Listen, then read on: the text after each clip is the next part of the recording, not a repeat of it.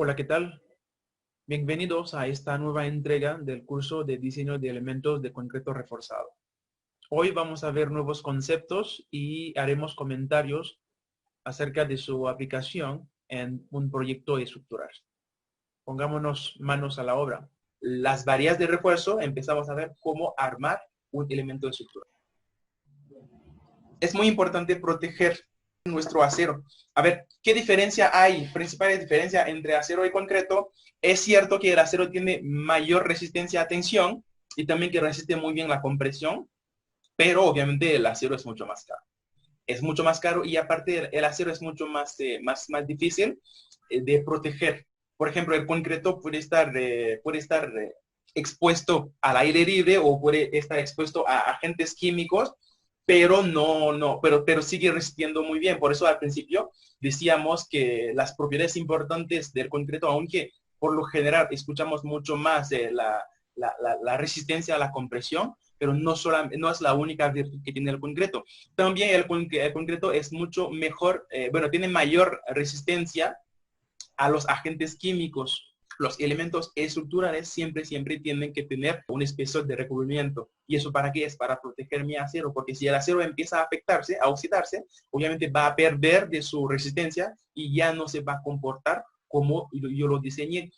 Va a ser mucho más difícil que el elemento tenga la resistencia con la cual fue diseñado. Por eso es importante poner el respetar el recubrimiento mínimo que nos ponen las normas, que nos ponen las normas, en nuestro caso las normas técnicas complementarias de reglamento de construcción de la Ciudad de México. Ese es el que vamos a ocupar en este curso. Y ahí a la derecha, en la foto de la derecha, que sacamos de la página de Somos Civil, es una página muy interesante que les recomendamos. Ahora, ahí en esa misma página yo saqué las dos fotos que están viendo en la pantalla y a la derecha tenemos un método que se ocupa para dar el recubrimiento en la parte inferior. Ahí tenemos un ejemplo en donde se pone este bloquecito contra el suelo. Con esto se logra o el recubrimiento que queremos que tenga el elemento en la parte inferior y se cuela y este elemento que estamos viendo que sirve para dar el recubrimiento queda ahí embebido en el concreto. Así se puede lograr el recubrimiento. Sigamos. Ahora, etapas de construcción. ¿Cuáles son las etapas de construcción en dado caso de que ustedes tengan, por ejemplo, una obra y en esta obra ustedes el cliente prefiere que el concreto se fabrique o se mezcle en el sitio? Seguramente se van a preguntar, a ver, ¿cómo dosifico? O sea, ¿cómo yo sé qué cantidad de arena, de grava, de agua, de cemento, y si es que necesito aditivos, qué cantidad tengo que poner? Y a lo mejor el acero de refuerzo, esto es un poco más tranquilo, ¿no? O sea, porque se trata de eso prácticamente en este curso, se trata de determinar cómo obtener la cuantía óptima de acero dependiendo de mi elemento, de cómo esté trabajando mi elemento.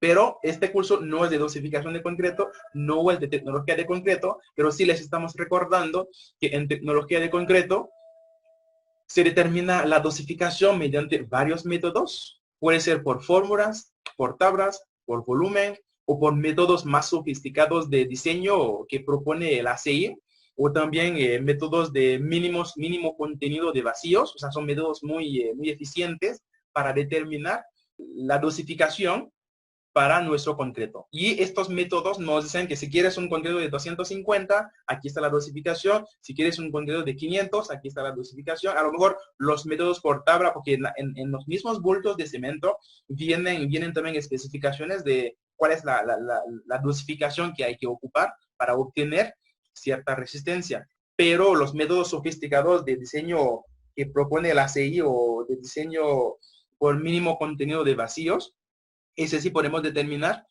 concreto con resistencia de 750 o todavía de más. Pero obviamente si tengo una obra tan importante, ¿sí? Es mucho mejor que yo contrate a una concretera que me provea el concreto a que yo haga mi concreto en la obra, ¿no? Pero podría darse que yo tenga mi propia concretera y yo decido hacer el concreto o fabricar o mezclar el concreto ahí mismo en la obra. Entonces, ahí sí estaría bien meterse un poco en estos métodos que sirven para dosificar el concreto. Yo los invito a que busquen información acerca del tema, a lo mejor no para que, para que ustedes se vuelvan expertos en dosificación de concreto, pero al menos para que tengan una mejor idea de cómo se fabrica el concreto y que les quede mucho más claro cómo funciona o cómo trabaja el concreto ya en la obra. Y el mezclado, pues hay recomendaciones del mezclado, o sea, siempre hay que intentar evitar tener contenidos de aire en el mezclado. Obviamente, también en los métodos de diseño sofisticado nos dan recomendaciones sobre el contenido óptimo de aire que tiene que tener mi concreto, pero tampoco tenemos que tener tanto contenido de aire porque más adelante van a causar oquedades ahí en mi elemento y va a hacer que no va a tener el suficiente resistencia. En el transporte, si yo estoy fabricando mi concreto, o sea, muy lejos de donde yo voy a colarlo, puede ser que en el transporte mi concreto se segregue, ya no va a tener la misma resistencia y después de mezclar mi concreto ya viene el colado. Siempre hay que evitar que el colado se haga demasiado arriba. Hay una distancia demasiado grande para la parte inferior de la columna. Por eso el resultado es el que estamos obteniendo en la parte derecha. Si ustedes se dan cuenta, o sea, no se pudo obtener un buen vibrado y por eso el concreto, el trabajo final quedó así. Ni siquiera tenemos recubrimiento de lo que apenas estábamos hablando. Por eso es importante que la distancia del colado, del vaciado del concreto, no sea tan grande. O sea, en la obra, esto es lo que tendría que haber hecho el supervisor, decir, a ver, óyeme un momento, ¿no? O sea, no puedes estar colando a una altura tan alta porque obviamente en la parte inferior no vamos a tener un buen comportamiento del concreto. Y definitivamente lo que estamos viendo a la derecha no sirve para la obra y lo más probable es que esto se demuela. Y también ahí va otra recomendación para ustedes. Hay gente que diseñan que se quedan en la oficina, nunca jamás van a una obra, no saben nada de construcción, no saben nada de proceso constructivo y luego ponen en sus planos cosas imposibles de realizar, ponen varillas que ni siquiera se pueden doblar o ponen varillas en una sección en donde no cabe. Por eso es importante cuando ustedes diseñan que siempre vayan también a la obra, pregunten, saquen fotos, llegando a casa analicen las fotos. Siempre hay que sacar muchísimas fotos cuando estén en la obra porque a veces por la prisa o por las condiciones de la obra o por estar practicando con el residente o estar haciendo otras cosas, no vemos algunos detalles. Pero si tenemos una buena cámara y sacamos muchas fotos de cerca, de lejos, en conjunto, en todas las caras, entonces cuando lleguemos a casa podemos estar viendo estas fotos y notar cosas que en el momento de la supervisión no pudimos observar.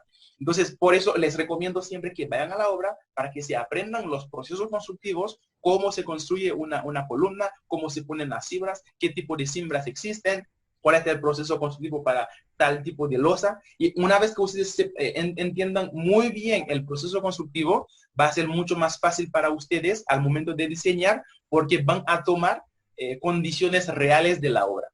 En las etapas de construcción también vimos el vibrado. Es importante ocupar el vibrado. Ahí, por ejemplo, si se hubiera vibrado bien este concreto, después de cada capa, o sea, o después de cada altura, obviamente no quedarían estos huecos en mi elemento. Y el elemento obviamente se comporta mucho mejor cuando tiene un buen vibrado. Por eso igual hay que poner las especificaciones en los planos de cómo se tiene que realizar el proceso de vibrado. Y el curado, ¿qué es el curado? Es el hecho de administrarle agua al concreto después de haberlo colado. ¿Y eso para qué sirve? Ustedes saben que el concreto necesita el agua para desarrollar todas sus propiedades químicas y mecánicas. Y sobre todo si estoy en una zona donde hace mucho calor, entonces lo que va a pasar con el agua del concreto después de haber colado es que se va a evaporar. Entonces el concreto va a tener un contenido menor de agua que el contenido del método de diseño. Entonces, obviamente ya no se va a comportar igual mi concreto, ya no va a tener las mismas propiedades. Por eso, siempre hay que curar el concreto. O sea, hay que echarle agua después de haberlo colado antes de que frague el concreto, ¿vale? Bueno, cuando esté fraguando, mejor dicho. Para eso sirve el proceso del curado. Ahora, también al principio hablamos de refuerzo transversal. Dijimos que una de las funciones del refuerzo transversal es unir o ligar los elementos soportar los elementos longitudinales. Aquí en la foto de la izquierda estamos viendo que las varillas no tienen la separación que tendrían que tener. ¿Y esto por qué pasa? Es porque le falta estribo o porque los estribos no se doblaron bien. Cuando ustedes van a la obra, no se espanten si ven que a algunos albañiles les doblan los estribos así. Es decir, a ver, vamos a ver si me sale. Viene así y viene así. Pregunto yo, ¿este doblado es el más óptimo? No, no es el más óptimo, porque es mucho mejor tener un doblado así. A ver si me sale, lo estoy doblando. Viene así, viene así, viene así, viene así y viene así. Más o menos me salió ahí. ¿Sale? Entonces ahí yo tengo 45 grados en lugar de 90 grados, porque ahí se puede desprender el concreto, sobre todo cuando se está expandiendo. Entonces ahí es donde necesitamos tener un buen estribado para mantener, para confinar nuestro concreto. Por eso siempre hay que, los dobleces hay que revisarlos bien. Igual en la norma vienen las características para todos estos detalles. Sí, los invito a empezar ya a ojear las normas. Bueno, en este caso las normas técnicas complementarias, pero dependiendo de dónde van a construir, investiguen cuáles son las normas que rijan en la zona y empiecen a descubrir esta norma. Otra cosa importante en el momento de poner el acero de refuerzo y también de especificarlo en mis planos es la longitud de desarrollo o la longitud de anclaje. Y esto sirve mucho cuando yo estoy en la unión de dos elementos. A la derecha, por ejemplo, en la página de Somos Civil, obtuvimos esta foto. Ustedes pueden ver una falla, cómo está fallando esta escalera. ¿Y por qué? Es porque no hubo un buen anclaje. La escalera sí es cierto que sus elementos, su refuerzo longitudinal se está anclando en la losa, pero el proceso inverso no. Aquí a la derecha estamos viendo los dos procesos. En el de arriba solamente la escalera se está anclando en la losa. Y en la de abajo, que es el proceso correcto, la losa, su refuerzo sigue hasta cierta longitud en la escalera. Y lo mismo con el refuerzo de la escalera, sigue hasta cierta longitud en la losa. Estas longitudes, aquí en el caso de la escalera, vamos a ver si me sale. Y para la longitud de desarrollo del acero de la escalera en la losa, va desde aquí, más o menos hasta acá. ¿Sale? O sea, estas longitudes de desarrollo también vienen en la norma. Seguramente me van a preguntar, a ver, ¿cómo yo sé qué tanto tengo que poner aquí? O sea, si 1 metro es una buena longitud de desarrollo, si 2 metros es una buena longitud, 60 centímetros, todo va a depender del elemento estructural como tal, del diámetro de la barrera que yo esté ocupando y también de lo que nos diga la norma. Por eso hay que leer las normas para saber cuáles son las longitudes mínimas de desarrollo que deben tener nuestros elementos. Y nosotros cuando empecemos a ver los elementos estructurales, que sea escalera, que sea losa, que sea muro, vamos a ir dando unas recomendaciones basándonos en la norma que nosotros vamos a ocupar para este curso, que son las normas técnicas complementarias. Vamos a dar unas recomendaciones de cuál es la longitud mínima de desarrollo que hay que ocupar para tal o tal elemento. Pero ustedes con el tiempo van a ir desarrollando sus propios criterios. Pero sí es muy importante, es otra cosa que hay que revisar cuando hacemos una supervisión en la obra, que la longitud de desarrollo que yo especifique en mis planos es lo que se está ocupando en la obra. Como siempre lo digo al finalizar los videos, permanezcan atentos, activen las notificaciones para enterarse de la próxima entrega que será en breve. Suscríbanse al canal y hasta entonces, que les vaya bien.